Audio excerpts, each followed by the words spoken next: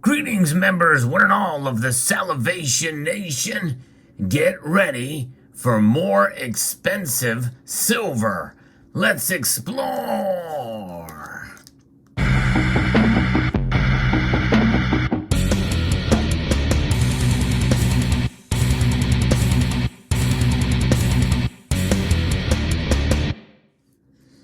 By more expensive, one could make a guess that means higher spot price. And I think that is going to play a role, obviously.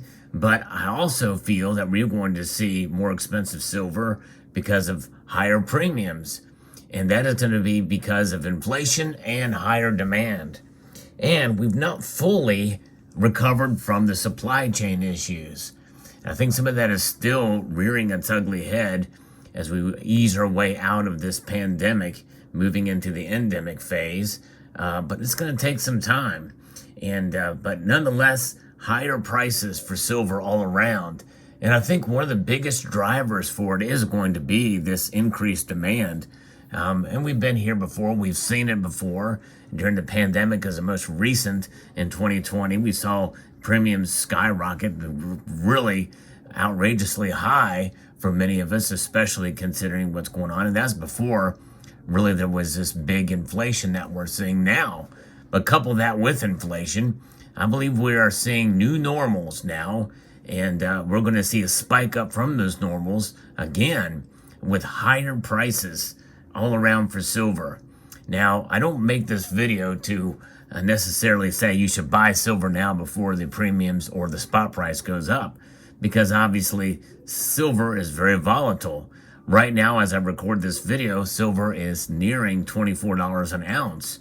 And so that has got a lot of people obviously paying more attention and seeing where things are going with their fiscal situation, as many people have this fear of missing out. And whenever there's fear of missing out, there's basically, that is derived from having FUD, or fear, uncertainty, and doubt. Are they doing the right thing by not buying silver? Should they be buying more? What if you don't have any silver? Should you start buying now before the prices go up? Have you been watching the markets and just waiting for your first purchase? There's a lot of different things. There's a lot of different categories of silver stackers out there. And so as you evaluate yourself, look at your situation. What kind of silver do you have? What you see before you here is a variety of different styles of silver that you can buy in the form of rounds and coins. And I would say that, when you look at the style of silver that you buy, whether it be a better bullion piece such as this, it's relatively high premium, but it's not too terribly expensive compared to spot price, but it is considered better bullion.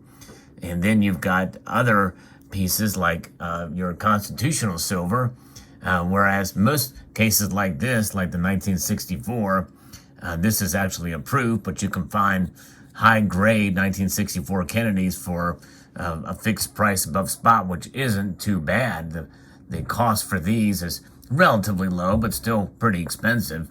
And a lot of people do take the route of getting a fractional silver in the form of constitutional. Spending silver as well could be utilized and purchased in countries outside of the United States. And then there's other kinds of coins that are certainly less expensive, and then coins that should be less expensive, but that now have skyrocketed in terms of their premiums, and that would be the American Silver Eagle. It has skyrocketed in price above the cost of silver on the markets. The spot price, these things run $10, $12 above spot now. And I think it's going to only increase because the demand is not slowed down for Silver Eagles in spite of these high premiums. People continue to buy. And they almost, in a sense, are not swayed by these costs. They're going to still continue to purchase. And here is a Libertad, and these are considered just bullion coins, but they have a much lower mintage. So they have essentially ascended into the category of collectible bullion. There's other kinds of limited issue pieces or pieces that have a bullion derived price that are fun to stack and different. And these kind of coins certainly are one that once you can get to kind of diversify your stack. And if you can find a bullion like this that is recognized but cheap, this might be the way to go. But even that, I think, will go up as well too. Cheap bullion is something that is hard to come by these days because most of even the cheap bullion is a couple of dollars above spot. And that's considered a fair deal these days. That's the new normal. We are living in a new normal in terms of premiums. And of course, the other side of the coin is selling. And so when you go to sell a coin like this that has been minted in the potentially millions, well, you are going to get back much less than you would, obviously, a premium coin, but hopefully you'll get above spot for it. And that is the separation between the paper markets and the physical market, is what you can sell it for. There's where you're going to really see that separation. But whenever you buy, understand the fluctuation in price, understand that premiums are there and they're unavoidable. And the only way you can really minimize those is through peer-to-peer transactions, and that carries its own separate risk. But even in that case, depending, some people are getting above spot when they sell it peer-to-peer. And so it just depends on the kind of silver it is and how savvy the seller is. Is he able to get more for out than he would if he was to sell it to a bullion dealer, either a local coin shop or an online dealer? Either way, and no matter what spot price does, by the way, I think that if spot price were to pull back a little bit, let's say if it's at $24 now and it pulls back to $23.50 or to $23, I think that people will still continue to buy and demand will increase. There's enough happening in the world today and in this country that we're starting to see people wake up and concerned. And it's not a problem, getting people to buy these days. Now, who are the buyers? Are they new buyers? Are they people who have been stacking for a while, bolstering and continuing to increase their holdings by stacking more and widening their wealth preservation tool chest, that is, and that is with silver? Or what are they doing? What kind of buyers are there? How many are new? That is the question. Of course, we know that because of the silver squeeze movement in 2021, we have seen a flurry of new buyers, which I think is encouraging, and people are continuing to add to their coffers. There is this mindset when you buy silver, no matter how expensive it is, it doesn't matter for some people because they see this as devaluing. It's just reflecting what's happening to this, the dollar. The dollar is going down in value. Silver is maintaining its value.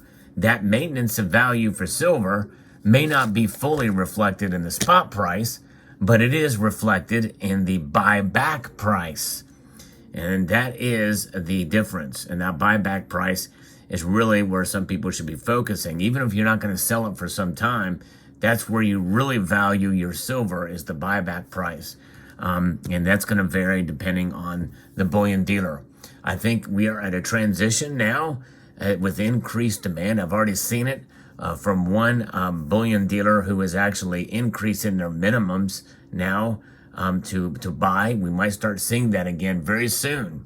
So I'm making that prediction. We'll find out and see if it comes true, where some of these bullion dealers may actually either increase their threshold for free shipping from $199 to $299 for some, or some may just say, well, you have to make a minimum $100 purchase for anything, or what have you.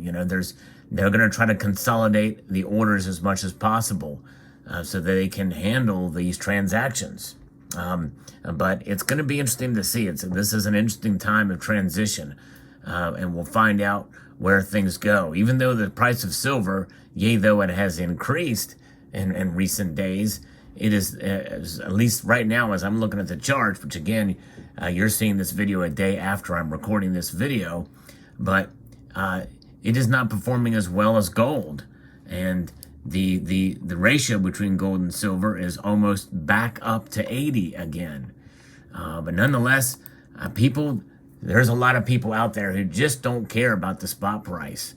And I know it's something we talk about on this channel, but nonetheless, more expensive silver does essentially bring a whole nother different type of risk to the equation, because spot price is the foundation from buying and selling.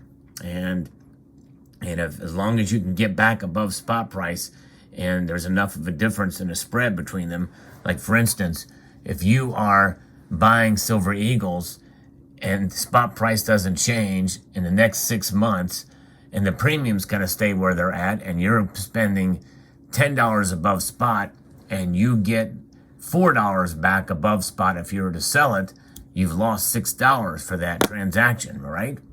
Whereas if you have a generic or an off-brand or a government-issued regular bullion that's common, something like this that may have a low premium, and you pay $3 above spot for it, and they give you $1 above spot, you've lost $2.